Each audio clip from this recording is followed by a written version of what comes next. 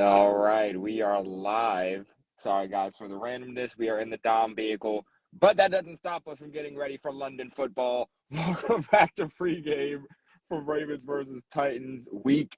Dang, guys, we're already in week 5, right? We're in week 5 Week already. six. Week Week six. 6. Dang, I'm losing track of time. Week 6, Ravens versus Tennessee in London. Welcome to Dom and Gonz pregame show. Gonz, how are you on this? I don't know if it's raining on your end, but it is raining over here where I am. Yeah, it's a pretty nasty day today. Yeah, it's pretty ugly on all fronts. But that means we're not just excited for Ravens football. Ravens heading into London for their matchup against the Titans. I'm still a little bit, if you guys hear like an upset tone in my voice, that's just the upsetness from last weekend's game against Pittsburgh. But we're going to put all that behind us and we're going to look forward to the future and we're going to hope for a better result.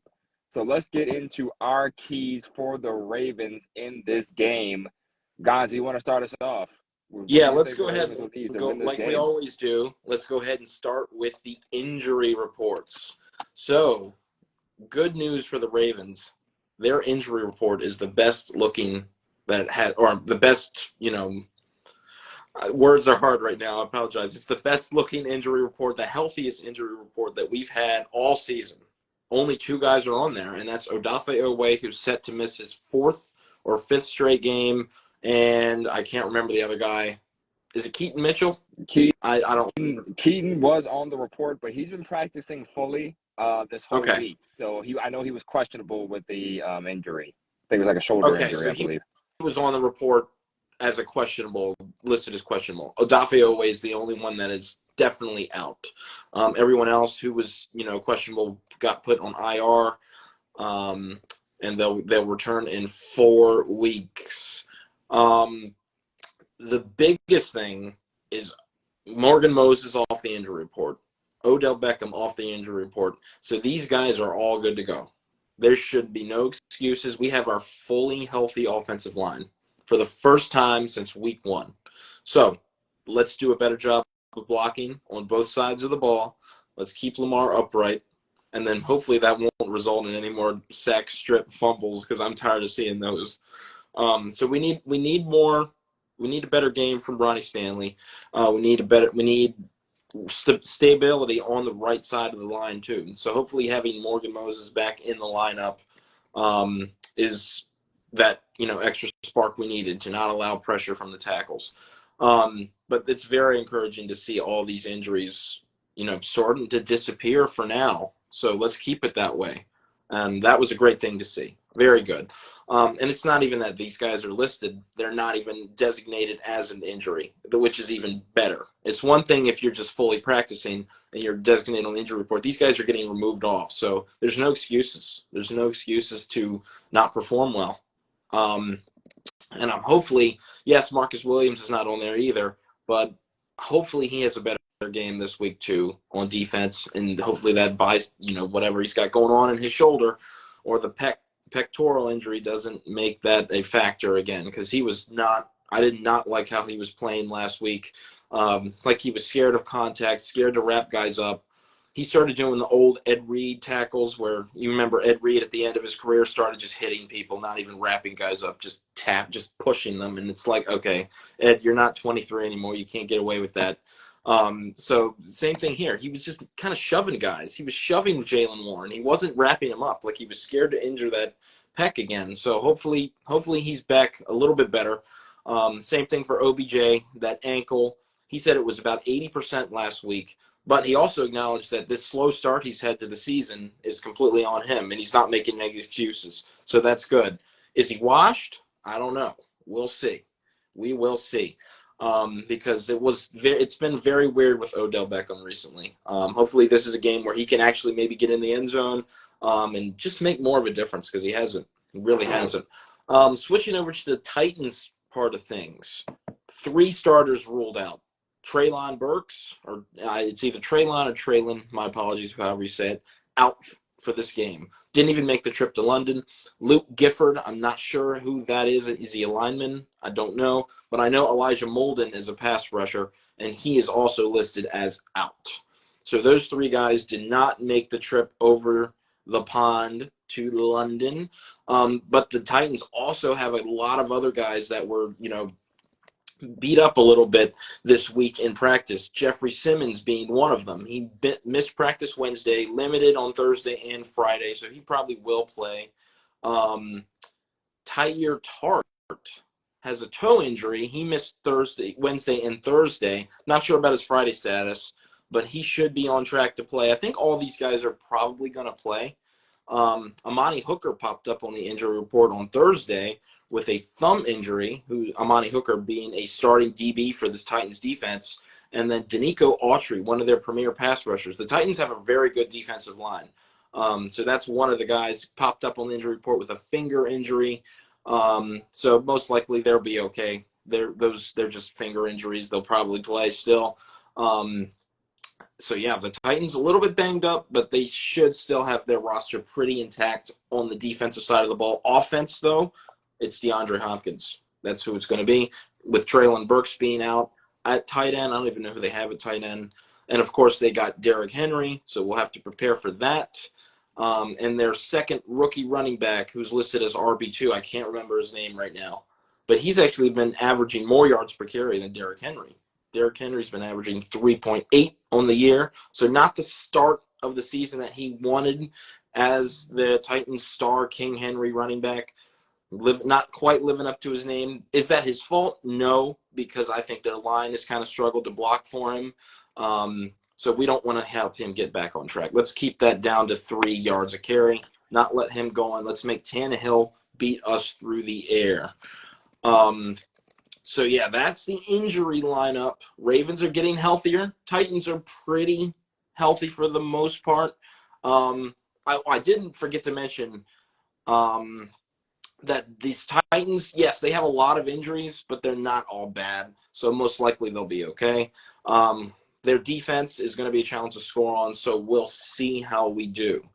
Dom, any comments on the injuries? Are you feeling good about this? I'm feeling good that we are getting healthy. But you did bring up a good point about Marcus Williams.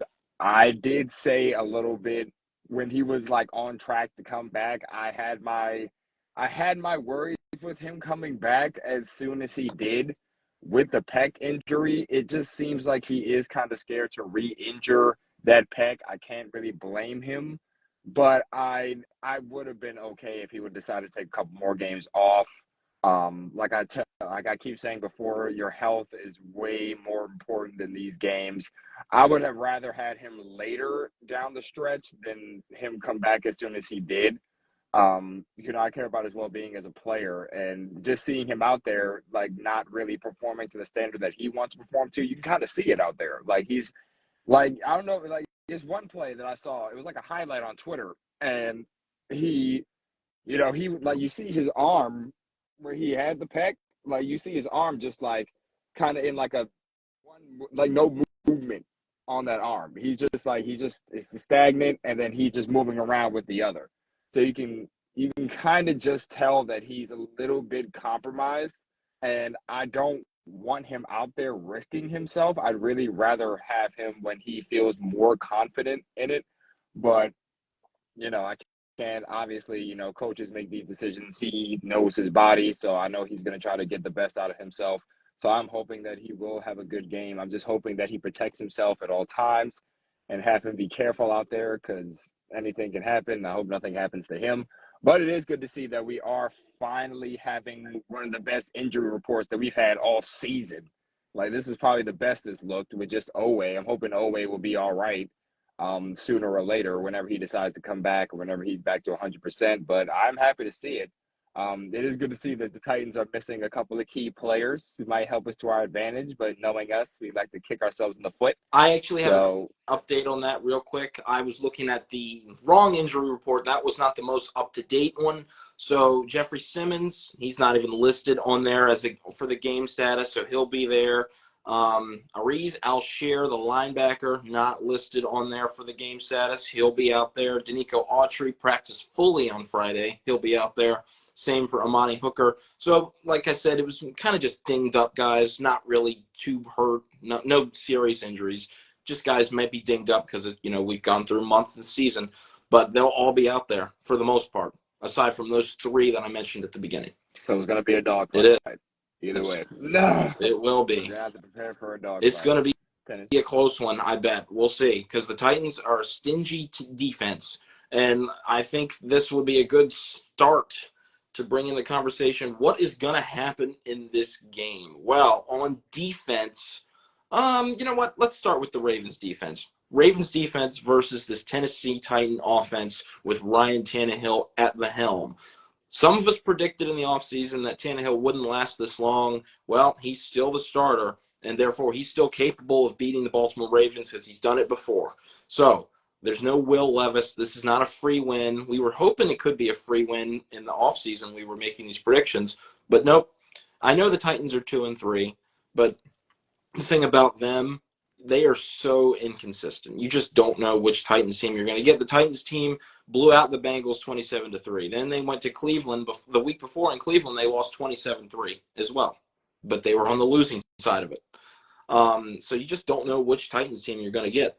And Ryan Tannehill struggled overall this year, only has 2 touchdown passes on the year to go along with 5 interceptions. So not very careful with the football. And I know that a lot of that is on his O-line. He takes a beating week in and week out. Ever since 2020, my goodness, his O-line is just sort of disintegrated, it felt like, because he started taking so many hits. 2021, rough year for Tennessee. I just every time I watch Tennessee, like, he's just taking a beating. He's getting pummeled. And it's just crazy how he hasn't gotten hurt or seriously injured, because some of these hits on Tannehill are wild. And Tannehill's not some young guy. He's been in the league since 2012. He's an 11-year vet. So he's definitely in his 30s taking these hits. So you just wonder how much longer he can stand if this offensive line continues to not protect him. And that can allow him to make bad decisions. In the Saints game, he was intercepted 3 times. So maybe some of those stats are a little misleading, because 3 of those picks came on week 1. So he only was intercepted 2 more times through the next 4 games. So you can make the argument that it's a little misleading.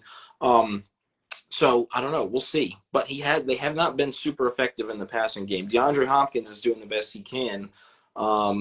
So honestly, but he can't do it himself. So if we can key in on him, pressure Tannehill, force him into more mistakes, we should be good. This is a huge game for the linebackers again, because of course I haven't even talked about King Henry yet, the best leading rusher in the NFL a few years ago. Huge bruising back, hard to bring down. So we really need Roquan and Patrick Queen to wrap this guy up from the waist down. Don't let him break free. Arm tackles will not work on this dude. He's just too big. And gang tackles will help too. We have more manpower on him, man-on-man power. We can force them to the ground, make them one-dimensional, and we should be good to go. Secondary, look alive, because they do not have too many weapons outside of DeAndre Hopkins, like I said. So this could be a better matchup for the corners. There's no George Pickens. I guess the George Pickens role would be DeAndre Hopkins. But yeah, the corners did their thing last week for the most part, because honestly, the only guy out there who was seriously a threat was George Pickens. Everybody else was sort of a backup. There was no Deontay Johnson and, no Pat Freiermuth. God, I still can't believe we lost that game because they were hurting too. But yeah, so same sort of thing here. I think this favors our defense. If our D-line can eat up, we can definitely go off in this game, have another nice performance on defense, holding them to maybe 13 points, under 20 at least. I think we have a chance to do that if we can pressure, if the D-line does its thing and we wrap up King Henry. That's the biggest thing in my opinion. Keys to the game for the defensive side of the ball: tackle Derrick Henry, pressure Ryan Tannehill, and that should do it on defense. That should give us that we would turn in a winning performance on the defensive side of the ball if we just do those 2 things. Because I think the turnovers will come if we get those. If we do those 2 things, take Derrick Henry out and rattle Ryan Tannehill, he'll make some mistakes. Hopefully. Yeah, I agree. I mean, I can't really doubt anything you're saying here. I think that's pretty much the key to success. The defense has been playing so great, like in these first 5, 6 games. Like, it's really hard to not have faith in them because, I mean, shoot, they kept us in games. They've stopped us from losing games, so I can't get mad at their performance at all. I think getting to Tannehill will be pretty much the key factor. Derrick Henry doesn't worry me as much as he used to. Like, not saying that he still can't go crazy, because obviously it's any given day for a lot of this stuff. But like, we've held him in check before. Like, we were able to stop him, hold him to minimal yards, hold him to minimal gains. That's not really my concern. It's just, let's not give Tannehill any reason to dot us up. Like like you said, they're missing Traylon Burks.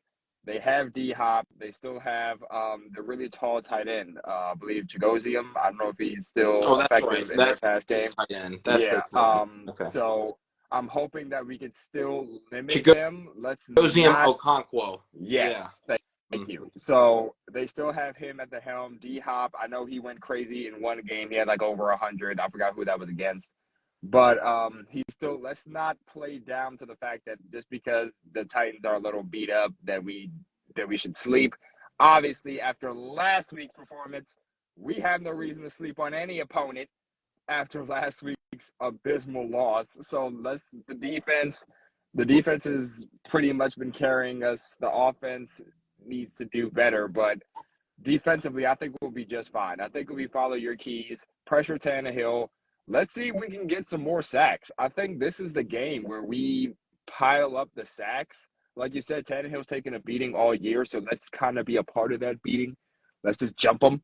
Like, I would love to see Clowney get back there, and just wreak havoc on him, because we've gotten sacks, but the production hasn't really fully been there. So I would like to see that in this game. Let's get to Tannehill, stop Henry. And like you said, I think we should be fine. I really don't see. I don't have too much worry, but it's us. So We gotta the take. worry is still there. We gotta seriously take it seriously though, Yes. because I said seriously twice. We gotta be for real. We can't. That's just how serious they should take it. Yes. Because if you fast forward to our last three matchups, we're 1-2 against them in the last three games. And Derrick Henry's gone off 2 out of those 3 games. Yes, we won in the playoffs in 2020, but he's definitely capable of doing stuff. We do not have their number. So we really let's make it to where we have their number. But as of now, they have the advantage in the last 3 games. So let's even the sticks, go 2-2. And this, don't forget about this. It's not going to be automatic to stop the run, because if you go back to week 3, they just let Zach Moss go for 120 yards. The first 100-yard rusher on a Ravens defense in God knows how long. I don't know. I don't even remember. We don't give up 100-yard rushers, and it's already happened once this year. So we don't want to get that going. We really do not want to let that happen. So the run defense needs to be stingy. It has to be. And Derrick Henry has shown before that he can tear us up. So we don't want to give him any chance to get going. It's not automatic. Need a big game from the interior linemen too. Matabike, Travis Jones, Michael Pierce are going to be huge factors in this. Are they going to force Henry to bounce it outside? Are they going to clog up the middle for the linebackers to come in and clean it up? Are they going to get Derrick Henry involved in the passing game?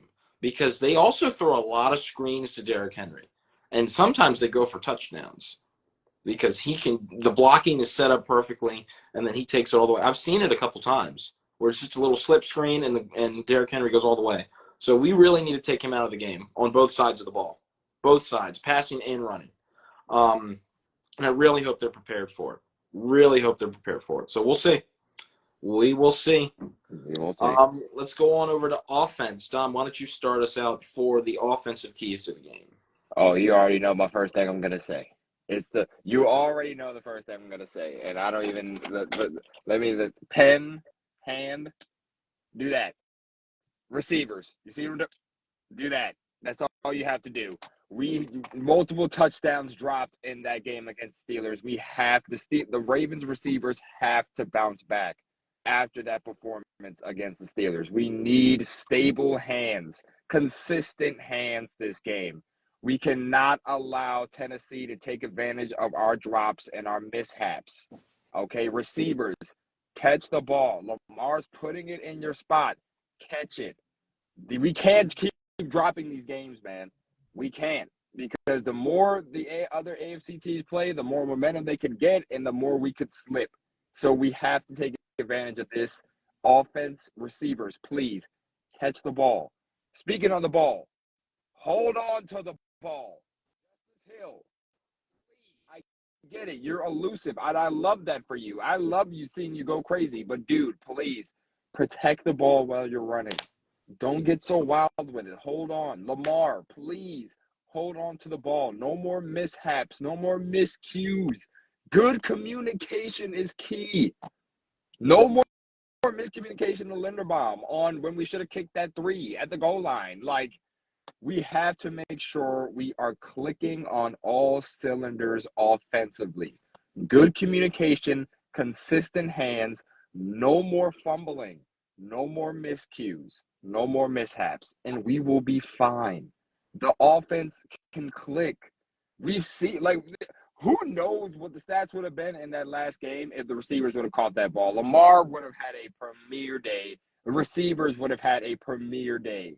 So please, let's hold on to the ball, catching wise and actually running wise.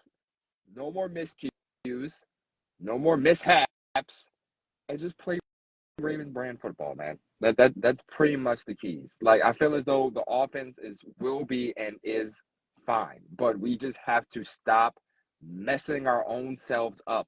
That is I feel like the 4 keys I said is pretty much just one key. Stop beating ourselves up offensively. It has kicked us in the shin twice already this year. Twice against teams we should have beaten. I shouldn't still keep saying this, but I feel as though every time we keep saying this, the Ravens continue to kick themselves in the foot. So please, let's limit the mistakes. Let's limit the drops, and we will be fine. We'll be good. Gus is fine. Justice is fine. Andrews will be fine. Lamar's been doing good.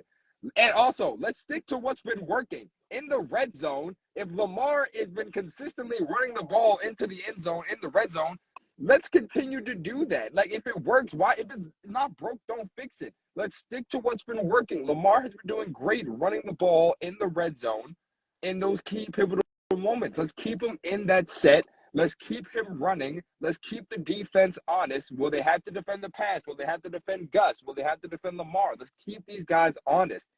That red zone trip, when we failed 3 times, pitched well, I think the first was a run to Gus, was like a gain of 4. The failed pitch pass to Andrews, and then the pick. Joey Porter's out here talking trash to OBJ, saying he strapped his own self up. Like, dude, come on, man. The ball was thrown right to him. It was thrown right to him. Let's just stick to what works, man. In those close sets, we have Gus the Bus. We call him the Bus because he runs through people. Let's give him the ball. Let's not give up on him so quickly after one play. Let's just give it to our playmakers. Lamar has been great in the red zone. Let's just stick to what we know and just let the offense flow how he wants it to flow. There's no reason to switch things up just yet because what we've been doing has been working. Before that game, we've been so efficient in the red zone. It's crazy. So let's continue to do what works, and let's just not kick ourselves in the foot. That's pretty much summing up what I'm saying. Receivers, my last point, please, for the love of football, catch the ball, and we'll be fine. I'm hoping for an OBJ game. I feel like he's due. It's been 5 weeks. I feel like he's due for a big one. Let's get him the ball. Let's make sure we're distributing to everyone, and we should be good, man. That's pretty much me in a nutshell. Let's not beat ourselves up. Oh, I tell you, they are going to have their hands full with this defensive line because there are multiple people on all the positions, D-line or D-tackle, defensive end. You've got guys on here, at least 3 of them that have at least 2 sacks. Justin Simmons. No, not Justin Simmons. Jeffrey Simmons, sorry, has 2.5, and he plays D-tackle. Arden Key, a linebacker, he blitzes off the edge a lot, and he's got 2.5. And then you've got their leader, Danico Autry with 4. So you've got 3 pass rushers right there alone who are gotten pretty decent success. And then, they also have a corner that has 2 sacks too. So they might do some blitzes off the edge as well, like we like to do. So yes, thank goodness there's no TJ Watt, but these guys can definitely cook. I know Jeffrey Simmons has really there's some games where he's a force, and you really don't want to let him get going. So Ronnie, please step it up a little bit. I know you were a little rusty from your first game back, but he was getting beat pretty bad by Watt on some plays, and especially in the second half. First half they were mainly doing their thing against Pittsburgh. In the second half they really started having issues. So hopefully that those tackles, Morgan Moses and Ronnie Stanley, will hold their own, keep Lamar upright, and then in the middle, Linderbaum hold up in the middle with Arden Key and all those other guys. Arden Key, I think he was a former San Francisco 49ers. So you already know how their pass rush is. So, yeah, offensive line got to be a little bit better this game. That's my first key. Second key is going to be the play calling. Can we run the ball and just run the ball? Honestly, just keep running the ball. Run the ball, play action, and it'll work. Because that's what we've been doing, like running the ball right at these teams, and it has worked. If our receivers catch balls last week, we put up 20 in the first half, at least 17,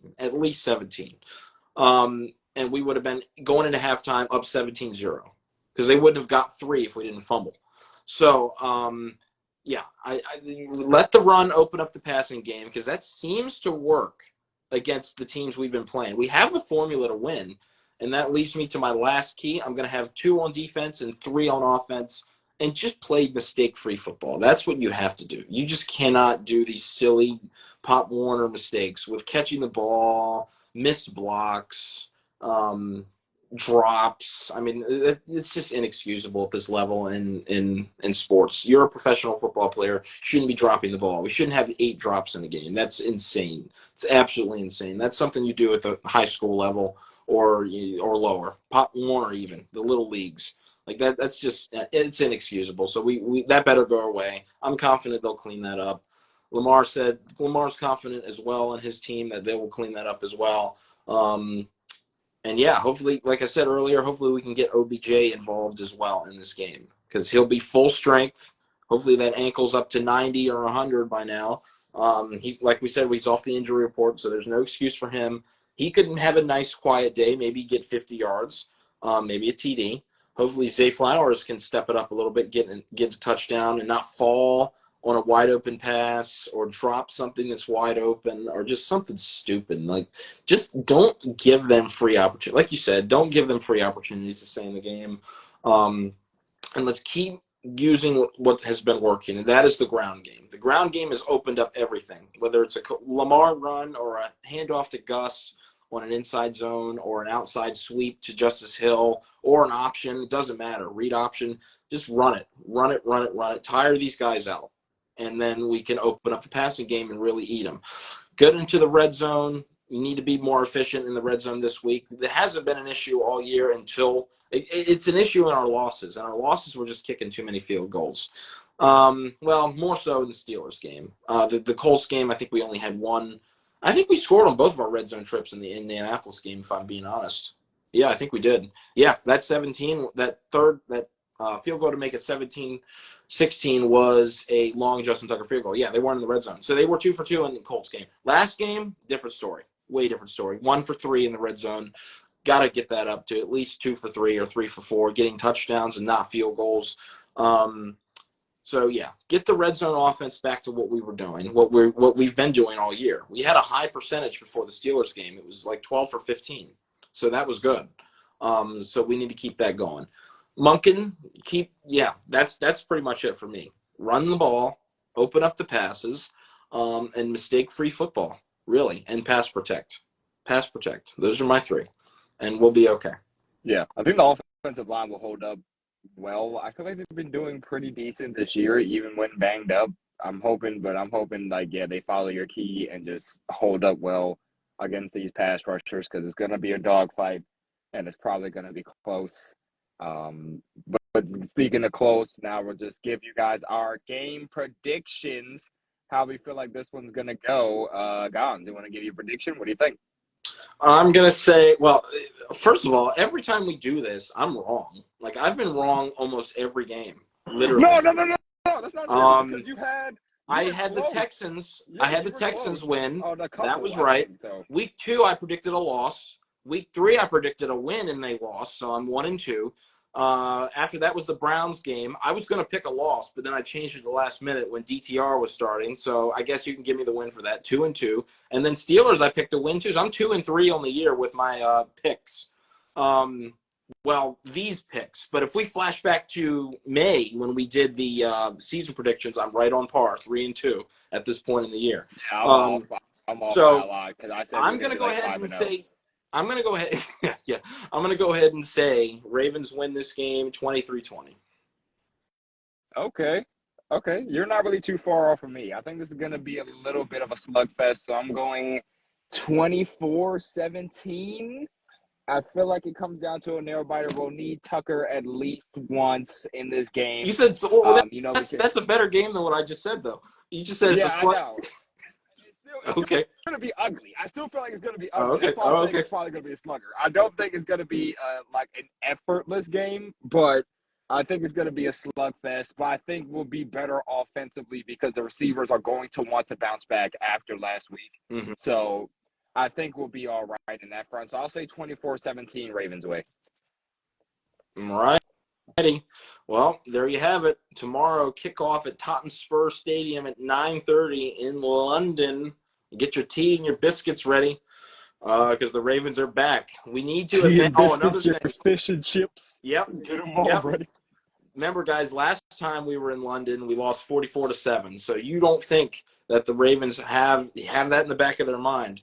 I know they do. I know they do. They don't want to come out on national television in London and take a fat L like that. So we'll see. And they've also been in London since Monday. So this week That is an advantage. this time they're staying the entire week, getting used to the time change. If you guys didn't know, in 2017 they showed up on Friday night. So they only got, it's Thursday night. So they got 1 day of practice on Friday, Saturday, and then game day.